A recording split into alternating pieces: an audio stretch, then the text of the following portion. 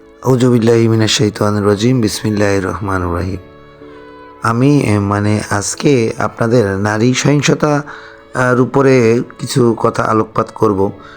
সেটা হচ্ছে বর্তমানে সমস্ত পৃথিবীতে নারী একটা বৈষম্য সৃষ্টি হয়েছে। বিশ্বজুড়ে নানা ধরনের সংঘর্ষ, অস্থিরতা ও মানবাধিকার লঙ্ঘন চলছে। সেটা হচ্ছে নারীদের, এর প্রভাবটা পড়ে সবচেয়ে বেশি নারীদের উপরে। সিরিয়া 2011 সালে শুরু হয় সিরিয়া গৃহযুদ্ধ, যেটা আজও চলমান। সিরিয়াতে শান্তিপূর্ণ প্রতিবাদ থেকে শুরু হওয়া এই যুদ্ধের পরিণতি চরম রূপ নিয়েছে, যেখানে বেসামরিক মানুষ এবং নারী শিশুদের আক্রান্ত হওয়ার ঘটনা নিত্যদিনের। জাতিসংঘের তথ্য অনুযায়ী প্রায় 50 লক্ষেরও বেশি সিরিয়া জনগণ বাস্তুচ্যুত হয়েছে। ইউক্রেনে 2022 সালের ফেব্রুয়ারিতে রাশিয়া ইউক্রেন যুদ্ধ শুরু হয়, যা এখনও এক ভয়াবহ পরিস্থিতির মধ্যে রয়েছে। ইউক্রেন অবকাঠামোগত ধ্বংসযজ্ঞের পাশাপাশি সাধারণ মানুষ, বিশেষত নারীরা ও শিশুরাই ভুক্তভোগী হচ্ছে। বহু নারীর বিরুদ্ধে যৌন সহিংসতা এবং যুদ্ধাপরাধের ঘটনা ঘটছে।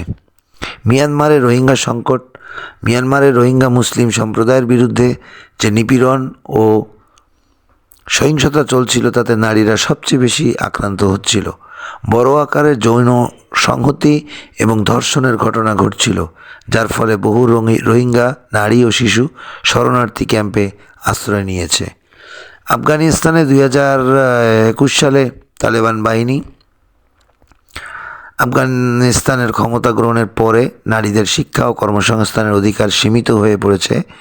এই পরিস্থিতিতে সহিংসতার চেহারা নিয়েছে, যেখানে নারী অধিকার প্রতি তীব্র প্রতিরোধ এবং নিষেধাজ্ঞা দেখা যাচ্ছে।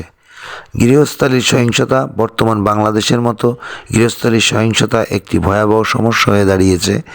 এর মধ্যে শারীরিক, মানসিক এবং যৌন সহিংসতা সবই রয়েছে। অনেক সময় সহিংসতা চুপচাপই ঘটে, যার কারণ সঠিকভাবে প্রতিকার পাওয়া কঠিন হয়ে পড়ে। সহিংসতা কেন থামে না? যুদ্ধ বা সহিংসতা কখনো সহজে থামে না, কারণ এর পিছনে থাকে বহু কারণ। রাজনৈতিক স্থবিরতা, ধর্মীয় ও জাতিগত বিভেদ, অর্থনৈতিক সংকট, আইন ও প্রশাসনিক দুর্বলতা। বিশ্বজুড়ে শান্তির প্রচেষ্টা, শান্তিরক্ষা বাহিনীর উপস্থিতি এবং সুশাসন প্রতিষ্ঠার চেষ্টা থাকলেও সহিংসতা অব্যাহত থাকে। অনেক সময় শক্তি প্রয়োগের মাধ্যমে পরিস্থিতি সমাধান করা হয়, তবে স্থায়ী শান্তি প্রতিষ্ঠা করা আরও বেশি কঠিন।